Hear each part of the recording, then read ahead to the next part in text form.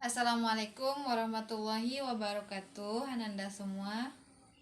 Selamat pagi. Apa kabarnya hari ini?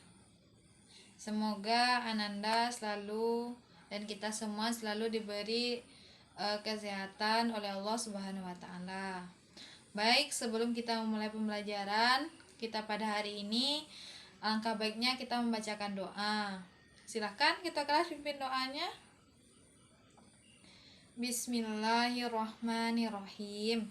Raditu billahi robba wa bil islami dina wa bil muhammadin nabiyya wa rasula wa bil qur'ani imama warzuqni fahma sabit qalbi ala dinika wa ala ta'atika subhanaka inni kuntum minaz zalimin. Amin.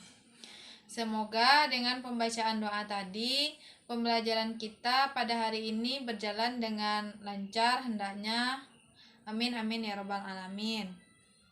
Baik, sebelum kita masuk kepada pembelajaran kita pada hari ini, Ibu terlebih dahulu akan mengambil absen Ananda.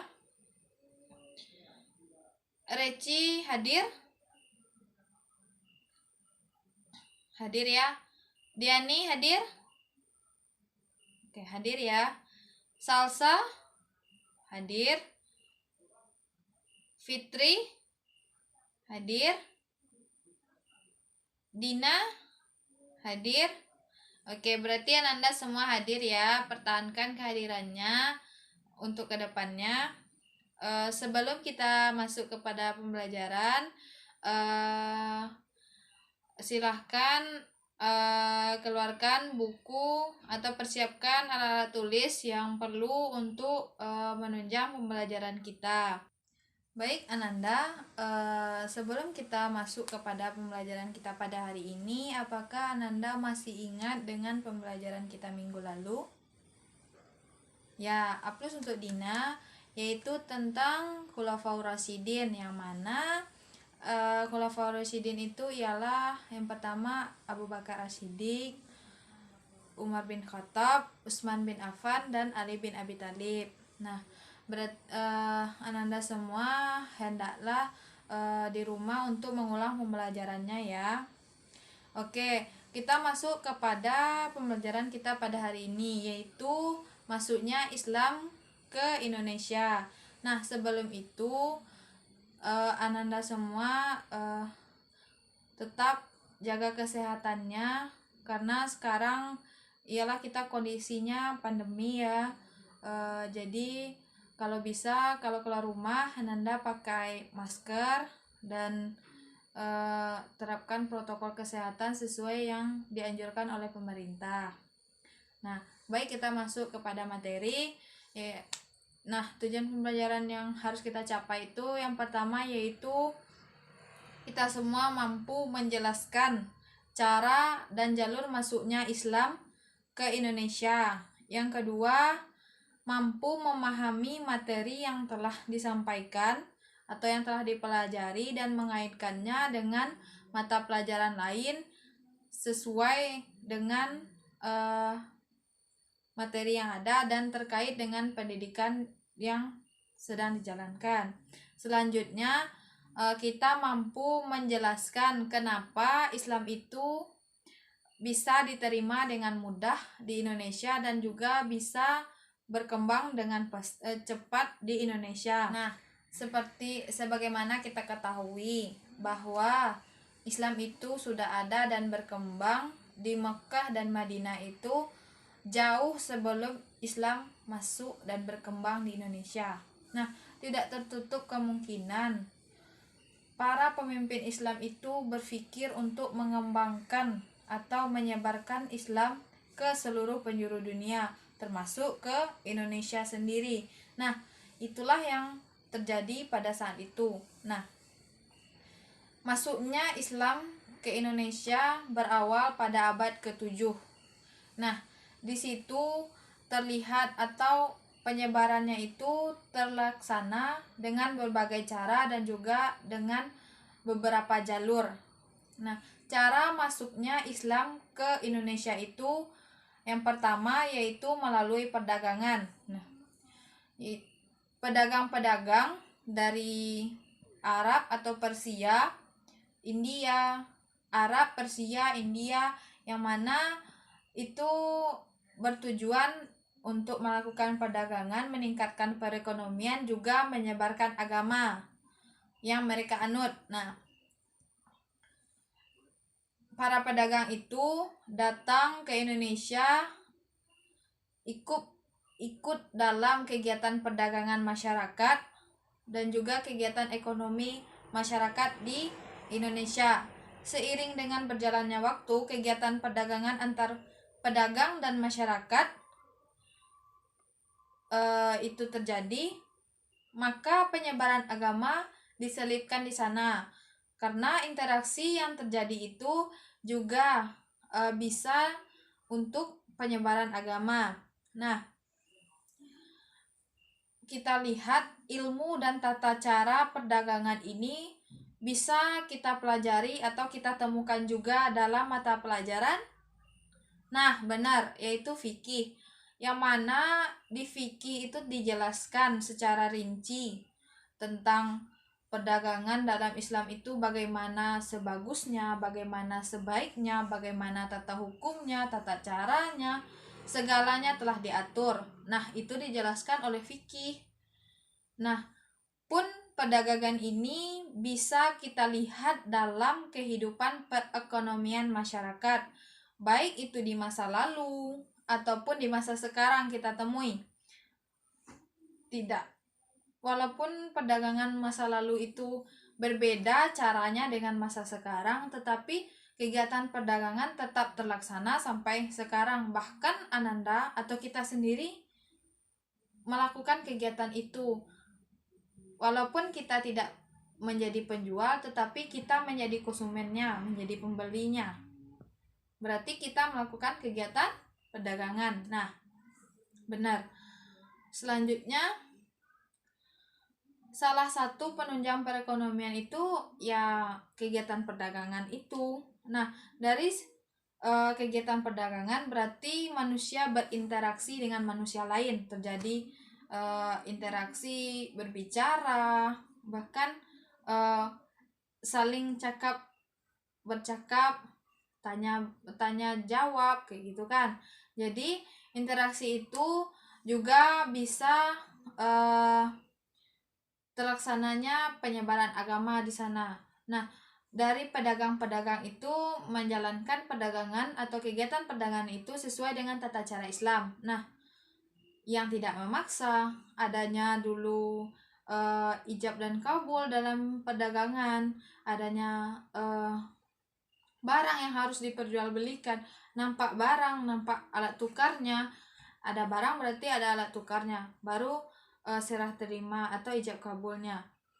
Contoh, saya beli jeruk ini 1 kilo dengan harga yang penjual katakan yaitu 10.000. Penjual mengatakan, saya jual jeruk ini 1 kilo dengan harga 10.000 kepada saudara. Lalu si pembeli menjawab, saya beli jeruk ini sekilo 10.000. Berarti sudah terjadi ijab kabul, terjadinya ajaran atau aturan Islam di dalam kegiatan perdagangan itu. Nah, dari situ kan sudah mulai diajarkan nilai-nilai Islam, ajaran-ajaran Islam. Nah, dari situ pasti tidak juga tertutup kemungkinan dari banyaknya masyarakat yang membeli pasti tertarik untuk belajar agama Islam dan mengikuti atau meyakini Islam sebagai agama mereka. Nah, selanjutnya yaitu perkawinan. Yang kedua yaitu perkawinan. Nah, Islam juga masuk ke Indonesia dengan cara perkawinan. Nah, tadi para saudagar itu datang ke Indonesia sudah dari abad ke-7. Dan di situ pasti ada keinginan dari saudagar yang telah menetap di Indonesia ini untuk memiliki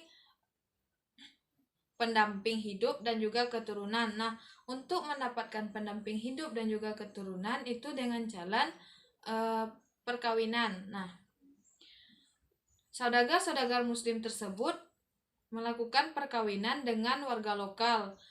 Nah, sebelum melakukan perkawinan itu, warga lokal yang belum memiliki keyakinan atau belum memiliki agama harus atau diminta untuk mengucapkan 2 kalimat syahadat, asyhadu alla ilaha illallah wa asyhadu anna muhammadar rasulullah, sebagai tanda atau bukti mereka menerima Islam sebagai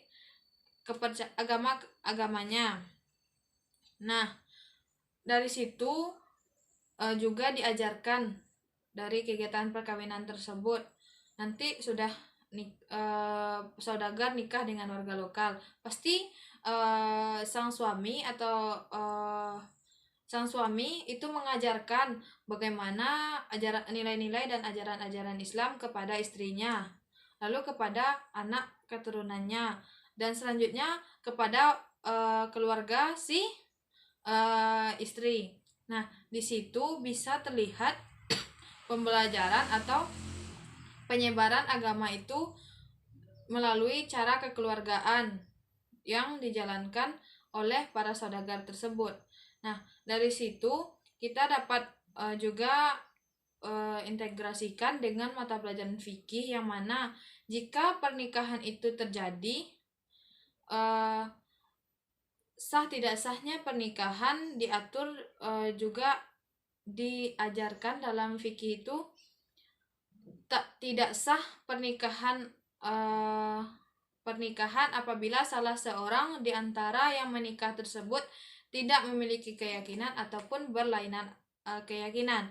Nah, dari situ sebelum menikah pasti yang tidak memiliki keyakinan tersebut diminta untuk mengucapkan 2 kalimat syahadat sebagai bukti ia menerima agama Islam sebagai agamanya dan melakukan nilai-nilai dan ajaran-ajaran Islam atau menerapkan nilai-nilai dan ajaran Islam dalam kehidupan sehari-hari. Nah, benar. Nah, selanjutnya yaitu dengan cara pendidikan. Nah, pendidikan Islam di sini itu terjadi setelah terbentuknya masyarakat Islam lokal atau masyarakat Muslim lokal.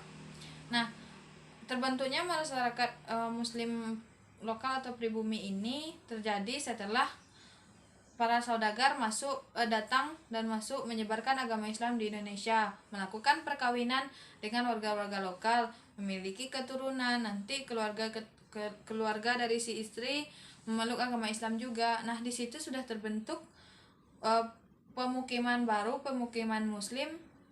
Nah, disitulah kegiatan pendidikan terjalankan, yang mana cara pendidikannya itu berbeda dengan cara Ananda sekarang, yang mana Ananda pendidikannya pendidikan modern. Pendidikan modern Ananda di sini seperti Ananda sudah melalui pendidikan di sekolah, ada bangunannya, ada buku penunjang untuk pembelajaran Ananda, ada guru, ada kurikulum yang mengatur, ada undang-undang yang mengatur pendidikan Ananda. Namun, pendidikan pada saat Islam baru masuk dan berkembang di Indonesia itu tidak seperti itu, hanya pendidikan secara atau pendidikan surau. Nah, pendidikan surau itu ya ada guru, ada murid.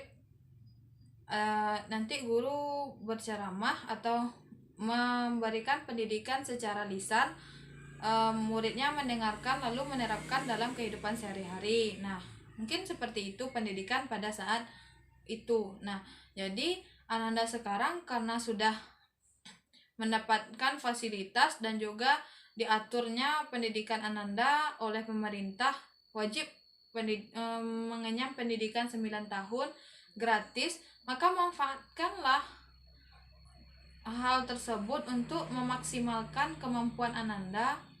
Dan yang selanjutnya yaitu kesenian. Nah, penyebaran Islam di Indonesia juga terlihat dalam bidang keseniannya, dibuktikan dengan peninggalan berbentuk seni di Indonesia seperti seni bangunan.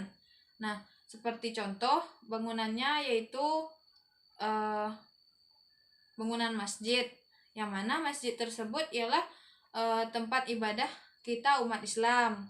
Nah, bangunan masjid pasti berbeda corak atau bentuknya dengan bangunan tempat ibadah agama lain. Selanjutnya ada seni pahat, seni ukir. Ukiran yang memang dibuat oleh masyarakat Islam berbeda dengan ukiran yang dibuat oleh masyarakat Buddha. Selanjutnya seni musiknya. Seni musik atau lagu-lagu, tembang-tembang juga ada yang bernilai-nilai Islam pada saat itu, seperti teman-teman Jawa yang dimanfaatkan atau diciptakan oleh para wali songo untuk menyebarkan agama Islam yang berisi pesan-pesan bagi umat seperti pelaksanaan sholat, mensyukuri nikmat Allah, tidak kufur atas nikmat Allah. Nah, dan seni sastranya. Seni sastra di sini seperti pantun-pantun, puisi-puisi yang di situ berisi pujian atau pesan-pesan terhadap, kalau pujiannya ya pujian berarti pujian terhadap Allah Subhanahu wa taala. Nah, kalau pesan-pesannya berarti untuk kita umat itu bagaimana cara menjalankan kehidupan di atas dunia ini sesuai dengan yang telah diatur dalam Islam. Nah, tadi kita sudah bicara mengenai cara masuknya Islam ke Indonesia. Sekarang kita masuk kepada jalur masuknya Islam ke Indonesia. Nah, sebagaimana Ananda ketahui, Islam itu masuk ke Indonesia pada abad ke-7 Masehi atau abad ke-1 Hijriah. Nah, Islam masuk ke Indonesia itu dengan berbagai jalur atau rute yang ditempuh oleh para pedagang, para penyebar agama. Nah, di sini kita lihat ada 2 jalur. Yang pertama yaitu jalur utara, yang mana jalur utara ini rutenya yaitu Arab, Mekah dan Madinah. Nah, dari Mekah dan Madinah para penyebar agama itu ke Damaskus dulu. Dari Damaskus mereka masuk ke Baghdad. Dari Baghdad baru ke Gujarat atau pantai barat India, baru masuk ke Sri Lanka dan baru sampai di Indonesia. Nah, sedangkan jalur selatannya menempuh rute Arab, Mekah dan Madinah, lalu masuk ke Yaman, langsung ke Gujarat, pantai barat India, lalu ke Sri Lanka dan sampai di Indonesia. Nah, dari 2 jalur ini kita lihat perbedaannya. Jalur utara itu lebih panjang rutenya atau lebih banyak tempat yang disinggahi baru sampai ke Indonesia daripada jalur selatan. Nah, jalur selatan ini dari Mekah Madinah mereka ke Yaman, Gujarat, Sri Lanka, Indonesia. Sedangkan jalur utara itu Mekah Madinah, Damaskus dulu, Baghdad, Gujarat, Sri Lanka baru ke Indonesia. Nah, di situ kita lihat perbedaannya.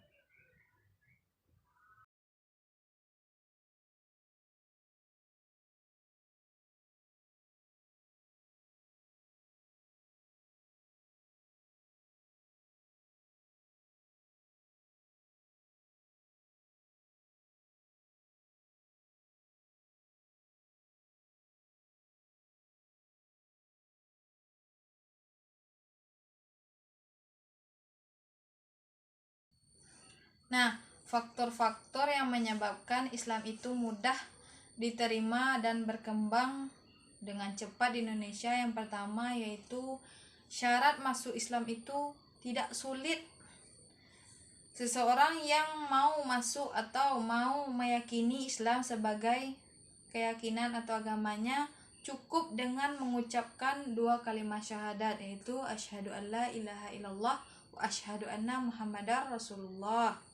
Yang kedua, ajaran Islam tidak mengenal kata-kata atau pengkastaan, yang mana itu ada di agama lain atau kepercayaan lain. Dan agama Islam itu menganggap semua manusia setara, baik itu yang tinggi ilmunya, yang kuat ilmunya. Namun yang membedakan kita di sisi Allah itu yaitu keimanan kita, ketakwaan kita, bagaimana ibadah kita. Namun kalau kaya, miskin itu tidak dilihat oleh Islam. Semua kita sama, baik itu kaya, miskin, segala macamnya. Baik yang berpangkat, yang duduk di kursi pemerintahan, rakyat biasa, petani itu sama. Namun yang membedakan itu, keimanan kita, keimanan, ketakwaan, ibadah, itu yang membedakan kita di sisi Allah.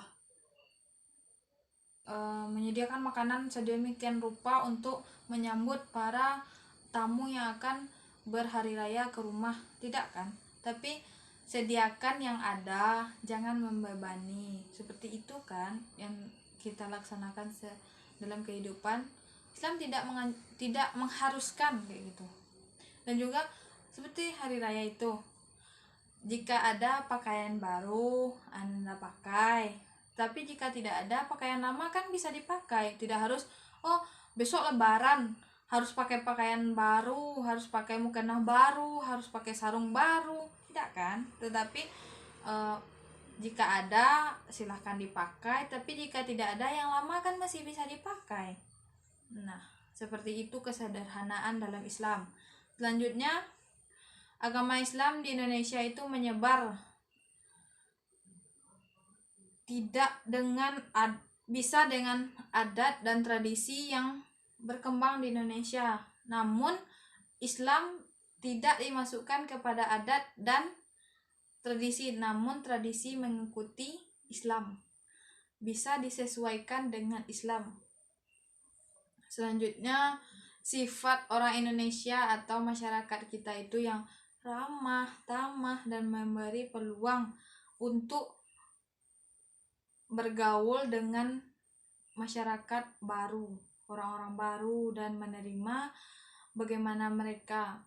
Keramah tamahan Indonesia itu terkenal sampai saat ini.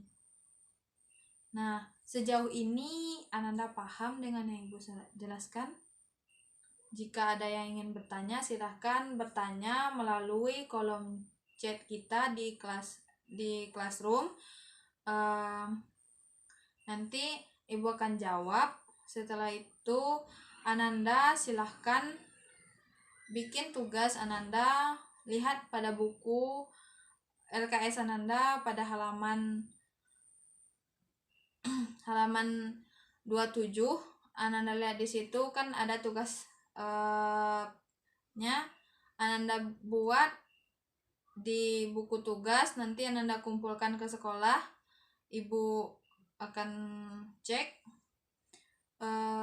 Jika memang Ananda ada yang keraguan, silahkan tanya di kolom chat kita, nanti Ibu jawab. Sekian pembelajaran kita pada hari ini. Kita akhiri dengan mengucapkan hamdalah. Alhamdulillahirabbil alamin. Assalamualaikum warahmatullahi wabarakatuh.